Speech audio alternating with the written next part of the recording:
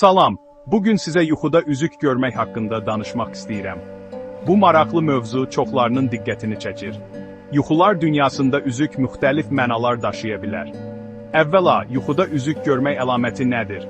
Üzük adətən münasibətləri, bağlılığı və vəfalılığı simvolizə edir. Əgər yuxuda üzük taxırsınızsa, bu, yeni əlaqələrin və sevgi münasibətlərinin xəbərçisi ola bilər. Bəs qızıl üzük görmək nə deməkdir? Qızıl üzük zənginlik və uğurun rəmzidir. Yuxuda qızıl üzük görmək, maddi rifaha çatacağınızın və ya böyük bir uğur qazanacağınızın işarəsi ola bilər. Üzük itirmək isə, təəssüf ki, biraz mənfi mənalar daşıya bilər. Bu əlaqələrdə problemlər və ya itkilərə işarə edə bilər. Amma narahat olmayın, yuxular bəzən bizə xəbərdarlıq məqsədi ilə də gələ bilər. Bəlkə də həyatınızda diqqət yetirilməli olan bir məsələ var. Üzük tapmaq isə çox vaxt şans və yeni imkanlar deməkdir. Yuxuda üzük tapmaq, həyatda qarşınıza çıxacaq gözəl fürsətlərin xəbərçisi ola bilər. Bu, həm də itirilmiş bir şeyi yenidən qazanmaq anlamına gəlir.